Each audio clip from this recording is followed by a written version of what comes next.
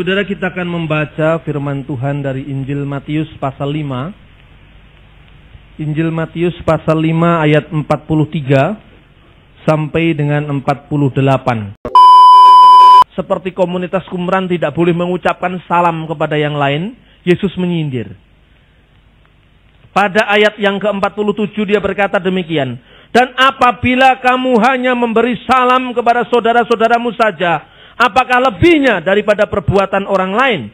Bukankah orang-orang yang tidak mengenal Allah, unbeliever, orang kafir, pun berbuat demikian?" Di Indonesia ini saudara-saudara mengucapkan salam juga ada yang dikapling-kapling.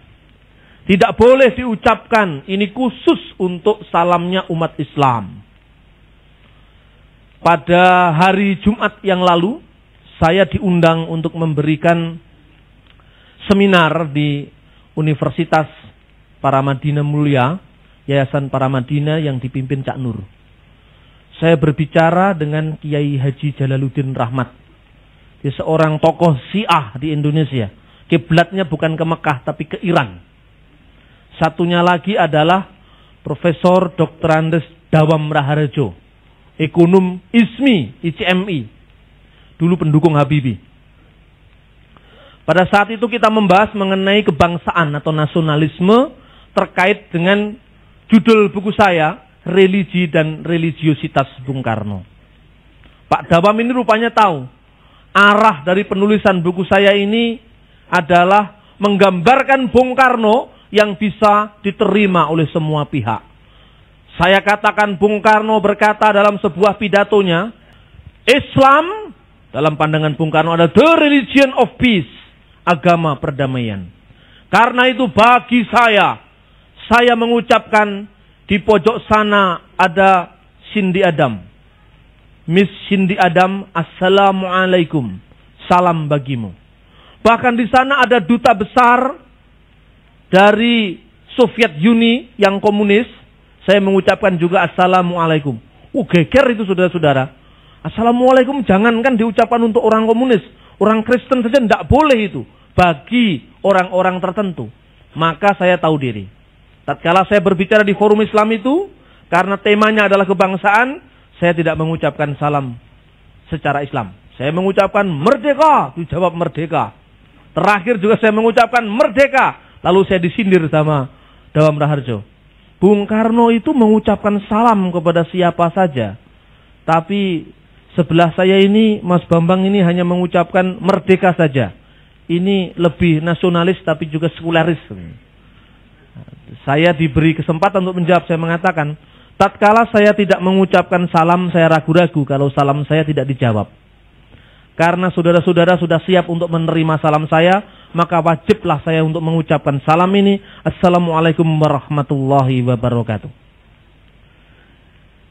Itu artinya sebetulnya netral saja. Assalamualaikum, salam atas engkau sekalian, warahmatullah dan rahmatnya Allah, wabarakatuh dan berkatnya juga atas kamu. Kan baik itu artinya.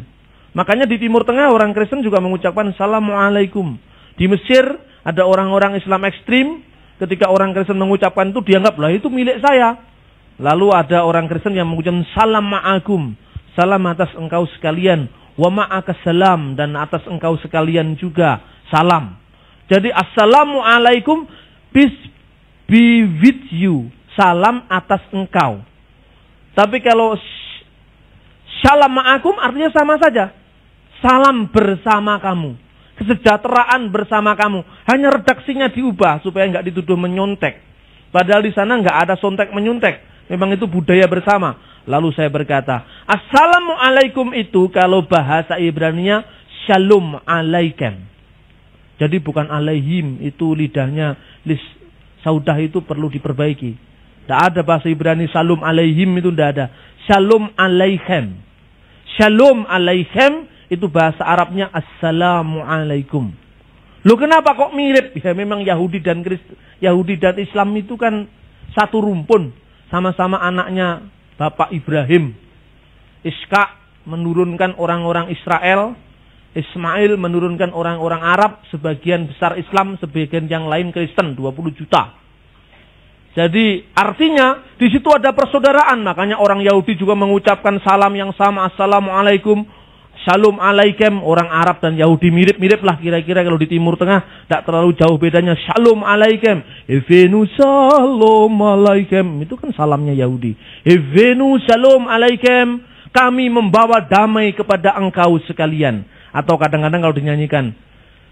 Evenu shalom alaikum. Satunya lagi. Alaikum shalom, shalom alaikum, alaikum shalom. Itu selalu menjadi salam bagi orang-orang Yahudi kebanyakan. Setiap bangsa sebetulnya memiliki salamnya masing-masing. Dan itu dipengaruhi oleh konteks geografis, konteks sejarah, dan konteks selera dari yang bersangkutan.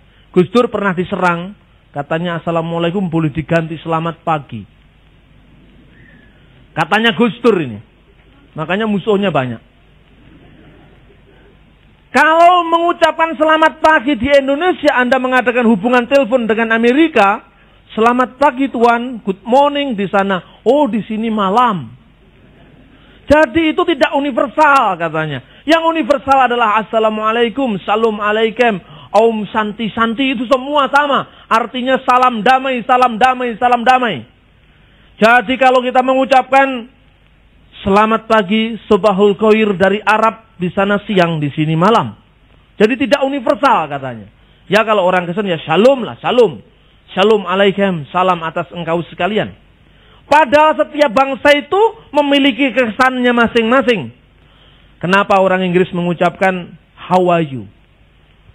Kalau secara harafiah, artinya semua sama lah, apa kabar? Secara harafiah, how are you? Bagaimana dengan kamu? Yang ditanyakan bukan kabarmu, yang ditanyakan bukan hidupmu, yang ditanyakan bukan halmu, tetapi kamu. Karena bangsa Inggris terkenal individualistik. Makanya bagaimana kamu? Egomu, akumu. How are you? Fine thanks. Ya. Artinya bahwa di dalam budaya orang Inggris itu egoismenya tinggi. Lain lagi orang Prancis. Orang Prancis itu dapat dikatakan sebagai bangsa yang sangat memperhatikan mode. Karena itu kalau ada Romawi atau Yunani pada zaman pertama dapat dikatakan Paris of the world pada saat itu. Artinya Bandung disebut Paris van Jawa. Parisnya orang Jawa. Karena orang-orang Bandung pandai berias diri. Kota kembang. Dulu tandingannya Malang. Sekarang Malang lah nasibnya. Karena sudah panas tidak karu-karuan. Saudara-saudara, orang Perancis mengucapkan salam. Bagaimana dengan pakaianmu? Comment vous portez-vous? Bagaimana dengan pakaianmu? Karena apa? Bangsa muda. Bangsa yang sangat memperhatikan penampilan fisik, style. Itu mempengaruhi salamnya. Comment vous portez-vous? Bagaimana komentarmu tentang pakaianmu? Berikan komentar. Orang Cina terkenal penduduknya yang sangat besar. Karena penduduknya yang sangat besar, kadang-kadang pemerataan tidak terjadi secara baik. Pada waktu itu, banyak orang-orang Tionghoa yang dilanda kelaparan, sehingga mereka harus berlayar ke tempat-tempat lain.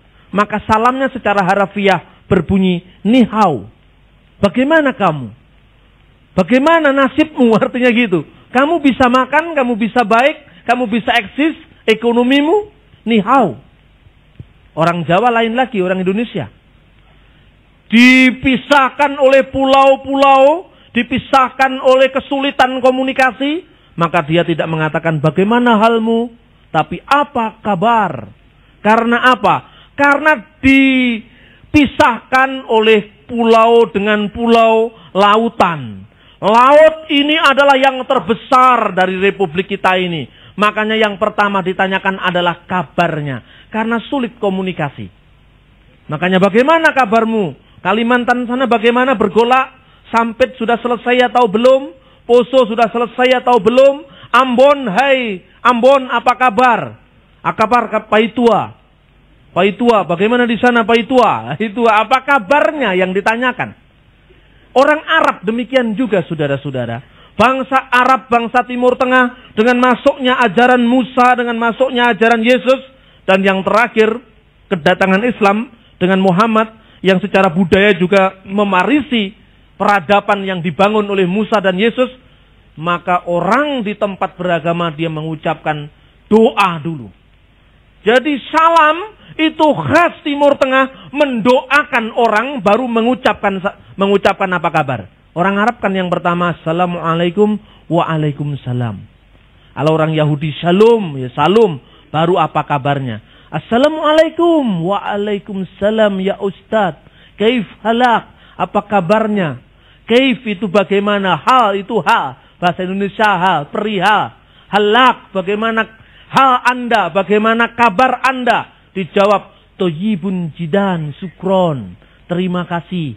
Jadi yang pertama disampaikan adalah doa selamat dulu. Setelah doa selamat, baru bagaimana kabarmu. Apa memang engkau memang selamat? Ini dipengaruhi oleh budaya. Jadi salahlah apabila orang mengucapkan salam itu dikapling-kapling. Itu berarti memang orang tidak mengerti perkembangan budaya. Jangan dikapling-kapling. Ucapkanlah salam kepada semua orang. Di Timur Tengah tidak ada itu terlalu banyak konflik agama. Karena apa? Karena mereka berada di lingkungan budaya yang mirip dan sama. Jadi memang agama itu semakin jauh dari perkembangannya. Kadang-kadang membeku menjadi mantra-mantra.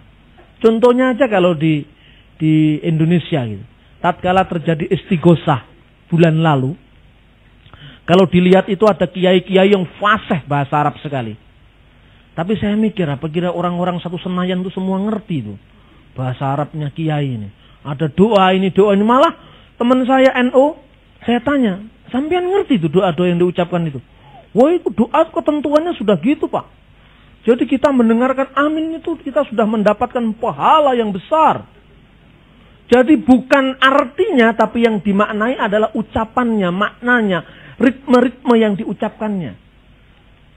Illa hadiratun Nabi Muhammad sallallahu alaihi wasallam al-Fatihah. Kiai-kiai yang tua-tua itu, a'udzubillahi minasyaitonirrajim, bismillahirrahmanirrahim.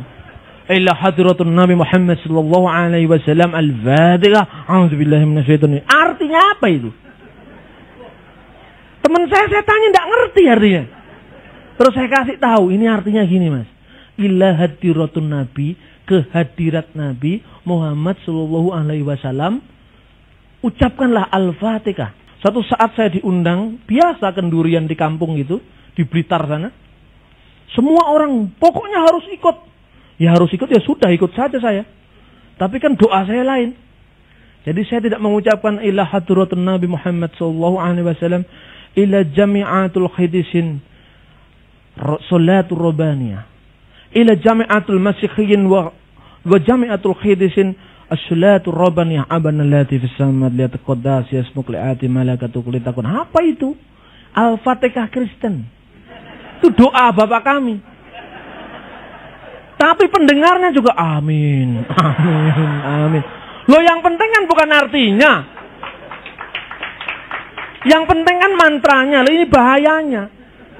Ini bahayanya. Jadi artinya ila kepada, ya ini tuju kepada doa saya ini saya tujukan kepada semua orang. Ila jami'atul masihiyyin wa umatul mu'minin, kepada orang-orang Kristen dan semua umat beriman. As-salatu robaniyah. Marilah kita berdoa Bapa kami. Abana lati fis samawati yataqaddas ismuk liati malak. Bapa kami yang di surga, dikuduskanlah namamu. Terakhirnya bismillahirrahmanirrahim Yeshu'al Masih amin. Dalam nama Tuhan Yesus Kristus. Amin, amin. Semua diwasu. Alhamdulillahirabbil alamin. Jadi ini Indonesia ini. Padahal kalau di Arab orang semua akan tahu itu. Wah, ini doa Kristen tahu. Kalau di Indonesia orang tidak tahu, mereka ini bagaimana tahu? Saya di Paramadina kemarin sedikit-sedikit Pak Dawam itu ngomong mengenai Bang Imad yang di TV itu, pernah dialog dengan saya itu, Imaduddin Abdurrahim. Dia kalau ketemu dengan para mu'alaf, orang-orang Kristen yang baru jadi Islam, dia mengatakan, mulai hari ini, saudara-saudara, hati-hati. Bersihkan tauhidmu, bersihkan keimananmu. Jangan ada lagi ya yang namanya Tuhan Bapa, Tuhan Putra dan Roh Kudus. Apa itu? Tidak ada itu katanya. Masya Allah. Orang tidak ngerti kok kebacut, keterlaluan. Inilah Bang Iman. Lah kalau kiainya kayak gini, di grassroots arus bawah, bisa hantam-hantaman, bisa rusak. Kalau kiainya itu kayak Pak Agil gitu ya bisa damai. Jadi ini saudara-saudara problem bangsa.